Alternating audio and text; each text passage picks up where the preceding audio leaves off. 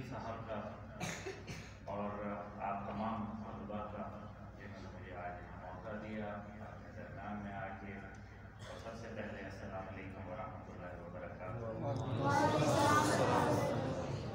میرے لیے باعث اعزاز ہمیشہ باعث تقدیر ہوتا ہے کہ میں جب ان لوگوں کے پاس جاتا ہوں جن کی دین سے نسبت ہوتی ہے۔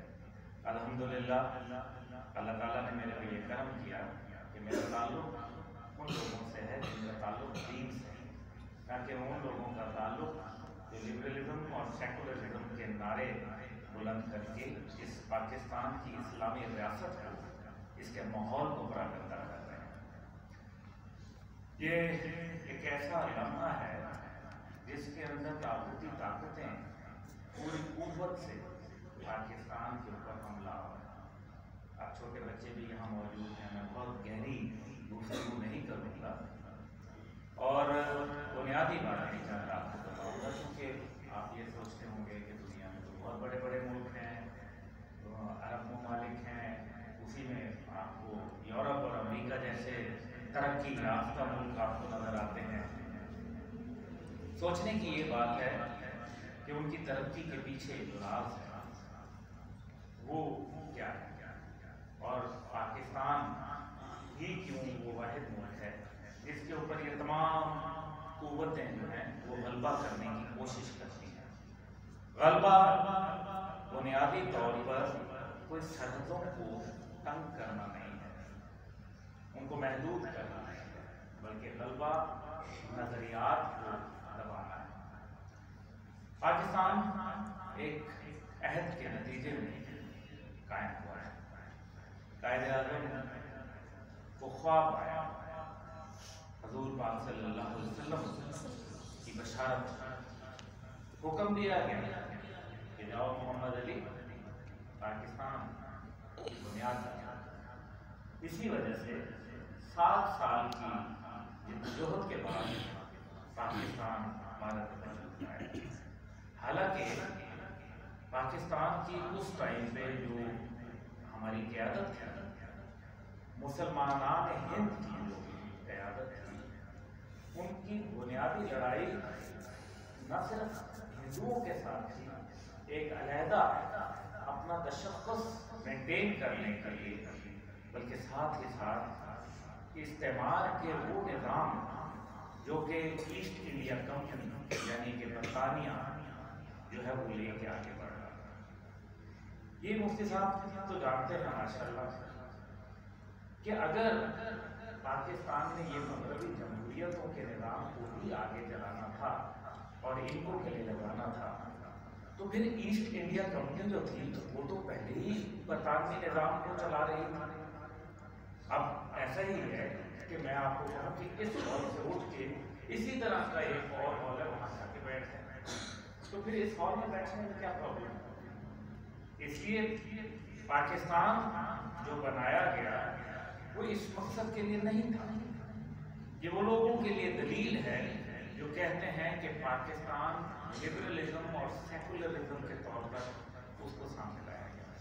پہلی بات یہ ہے کہ آل انڈیا ریڈیو سے قائد اعظم کی جو تقریر تھی اس کو نشر کیا گیا، جس میں انہوں نے کہا کہ ہر آدمی آزاد ہے اپنے مسلک کے حوالے سے، اپنے مذہب کے حوالے سے، وہ آزاد ہے مسجد میں جائے، مندر میں جائے، کلیسا میں جائے، گردوارے میں جائے، لیکن کیا یہ اسلامی روایات کے منافی ہے؟ کیا یہ اسلامی تعلیمات یہی نہیں کہتی کہ لا اکراہ فی الدین؟ تو پھر اس کا مطلب ہے کہ 33 جو قائد اعظم کی جو اسپیچز تھی، جو تقاریر تھی، ان کے اندر بارہا وہ کہہ چکے کہ یہ پاکستان جو ہم بنا رہے ہیں اس کے اندر نظام وہ لانا ہے جو اللہ نے قرآن کی شکل میں آپ کو دیا۔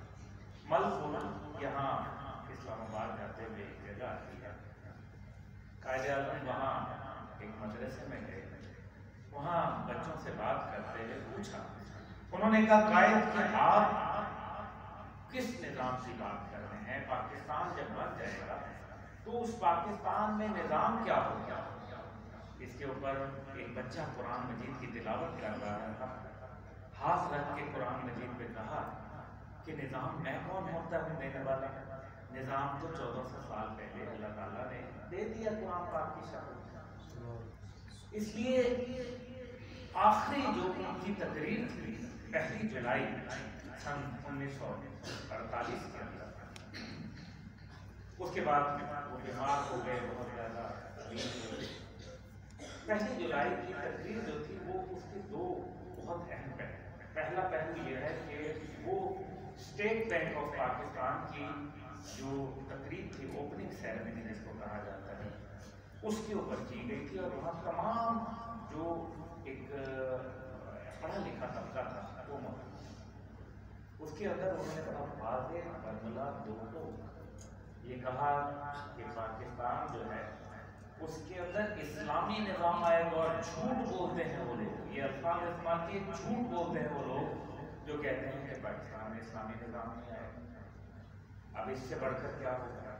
اب مسئلہ یہ ہے کہ اللہ سے ایک وعدے کے نتیجے کے اندر، ایک اسلام سے محبت کے نتیجے کے اندر یہ پاکستان معرض وجود میں آیا، اور پاکستان اس لیے معرض وجود میں آیا تاکہ یہاں ہم اللہ کا نظام جو ہے اس کو پریکٹس کر سکیں، اس کو نافذ العمل کریں، اور وہ نظام صرف جو ہے وہ خاندان حکومت کے حوالے سے نہیں ہے، بلکہ وہ نظام انصاف کے اوپر بھی مبنی ہے، نظام تعلیم کے اوپر بھی مبنی ہے۔ قائد اعظم کی جو مسلمانیت تھی وہ بنیادی طور پہ سندھ مدرسۃ الاسلام سے فارغ التحصیل ہے، وہاں سے پڑھ کے آیا تھا، اس لیے یقین بہت تھا اللہ کی ذات مبارکہ کے اوپر، اور حضور پاک صلی اللہ علیہ وسلم کی اطاعت کے اندر وہ یقین کرتے تھے۔ نتیجہ جو نکلا وہ پاکستان، اس محبت کے نتیجے میں پاکستان کی پیدائش ہوئی۔ لیکن یہ انقلاب جو تھا،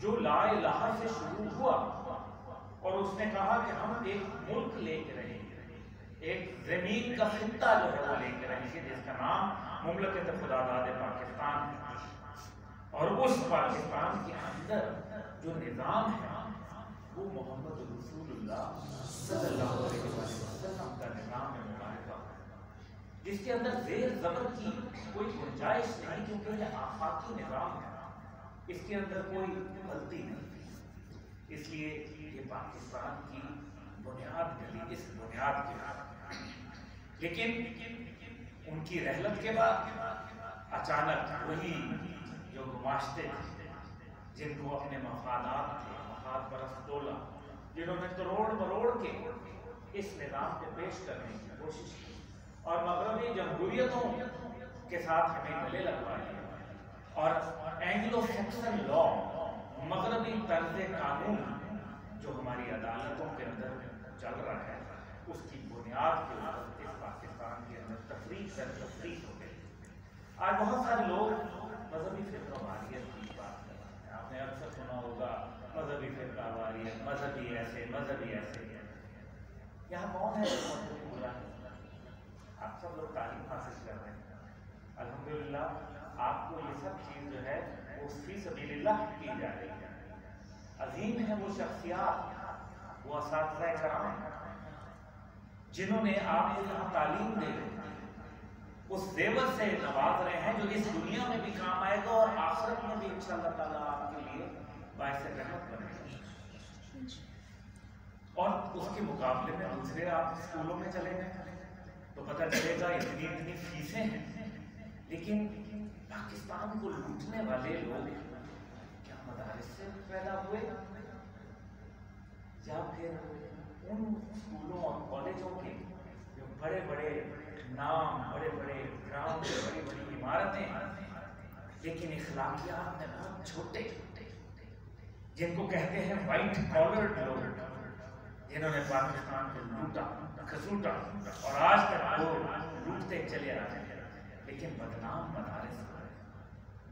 مدارس تو ہماری، میرے خیال میں وہ ہماری میں کہوں گا مورچہ ہے جہاں سے نہ صرف پاکستان کا دفاع ہو رہا ہے بلکہ اسلام کا دفاع ہو رہا ہے۔ وقت کی کی کیونکہ قلت ہے، میرے خیال میں یہ گھڑی وہ 5 منٹ آ گئے، میں 5 منٹ ہو سکتا ہے۔ بنیادی طور پر وہ تعلیمات جو پاکستان کو ملنی چاہیے، لا الہ کا سفر شروع ہوا لیکن وہ نظام ہمیں ملا نہیں۔ اسی لیے ہم نے ہمیشہ جو پاکستان کا مطلب کیا کا نعرہ لگایا وہ ادھورا لگایا، کہ ہم نے کہا پاکستان کا مطلب کیا، لا الہ الا اللہ، لیکن پاکستان بنانے کا ایک مقصد بھی تو تھا۔ وہ مقصد کیا تھا؟ کیا وہ کوئی اور ہے؟ محمد رسول اللہ کے علاوہ؟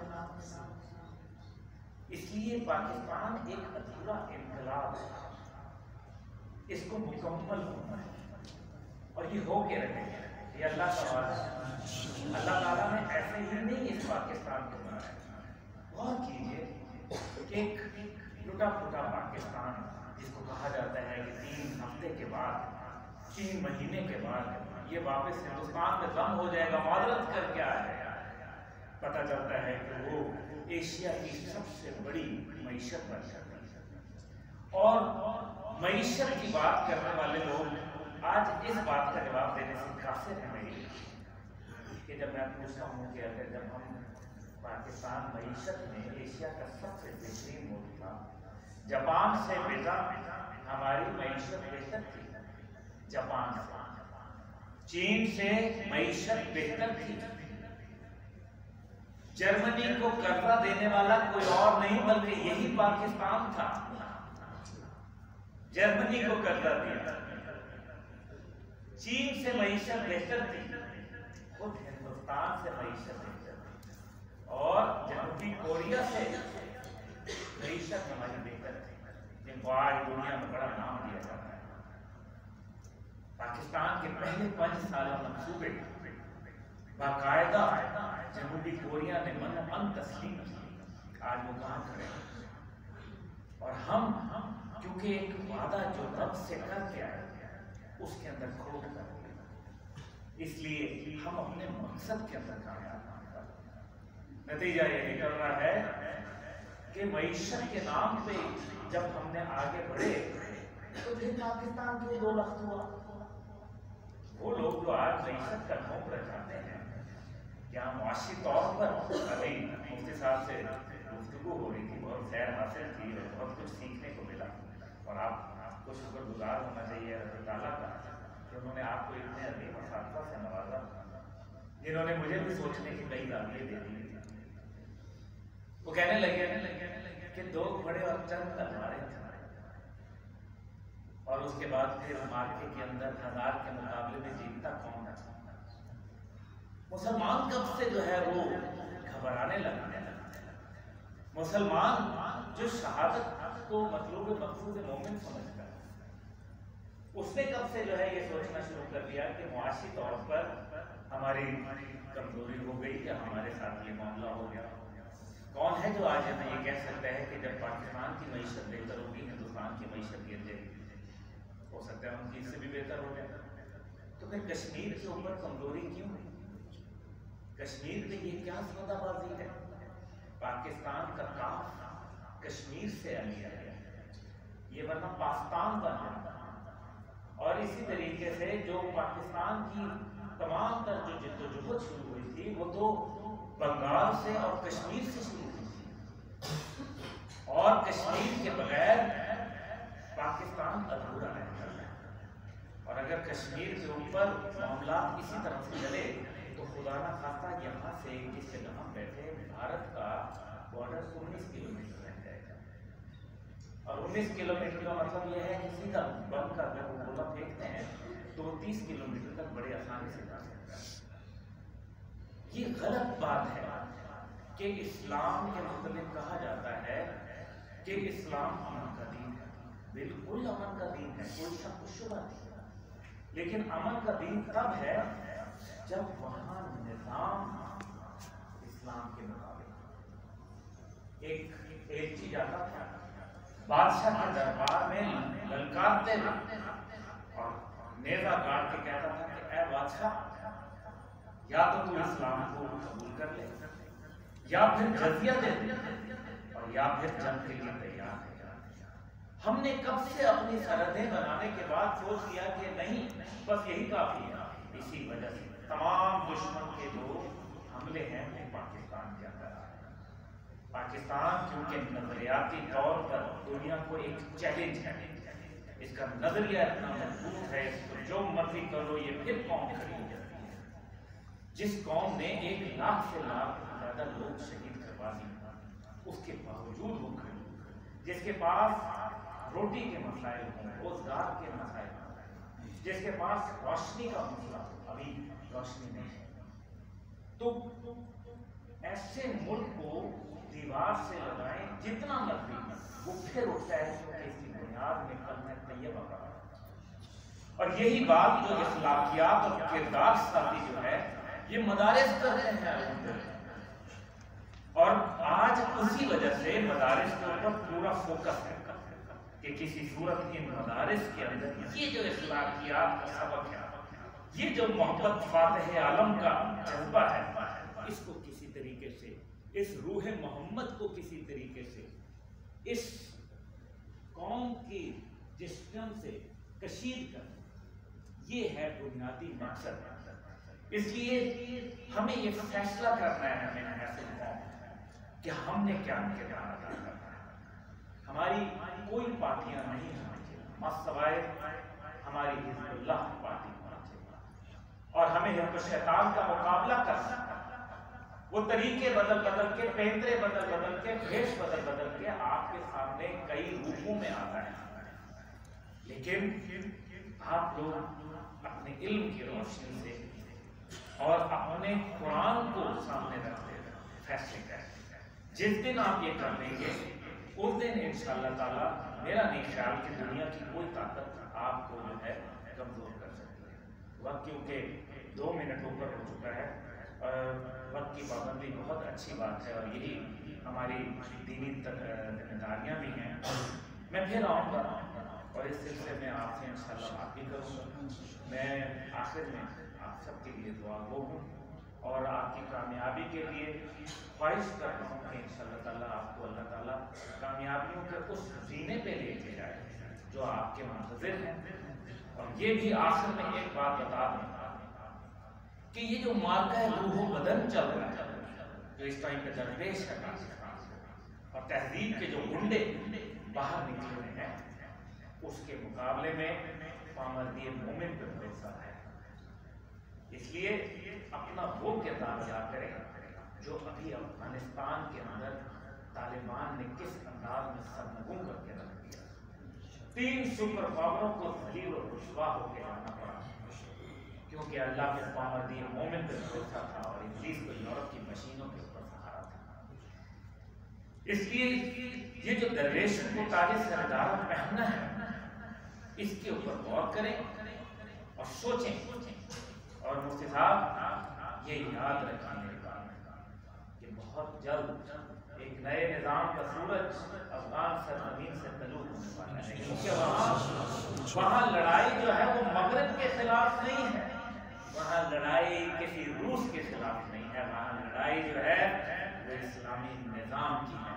مجھے ملا عمر رحمت اللہ علیہ نے کہا کہ ہماری نسلوں کے چیختے کرتے ہمارے پہاڑوں کو ریزہ ریزہ کرتا، لیکن مغرب کے قانون کو اللہ کے قانون سے اوپر مانے، یہ نہیں ہوگا۔ جاؤ جو کرنا ہے مغرب سے خوف کر لے۔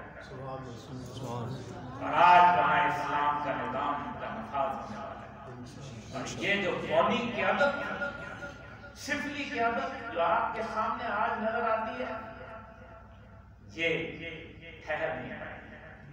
لا الہ الا اللہ کی بنیاد پر اس واجب پاکستان کا قیام ہے، ایمان، تقوی، جہاد فی سبیل اللہ کی بنیاد پہ یہ چلائی گئی۔ کسی پرویز مشرف بدبخت کے آنے سے اس کو اس کے بنیادی نظریے سے نہیں نکالا جا سکتا۔ اسلام کا نفاذ کہیں ہوگا تو وہ پاکستان ہوگا انشاءاللہ تعالیٰ، یہ ہو کے رہے گا۔ یہ روز روشن کی طرح آیا ہے انشاءاللہ تعالیٰ، اس کو کوئی نہیں روک سکتا انشاءاللہ تعالیٰ۔ جب تک ہمارے دم میں دم ہے انشاءاللہ تعالیٰ پاکستان پاکستان کا پرچم اسلام کا پرچم کے ساتھ انشاءاللہ لہرائے گا اور قرآن کا نظام آ کے رہے گا.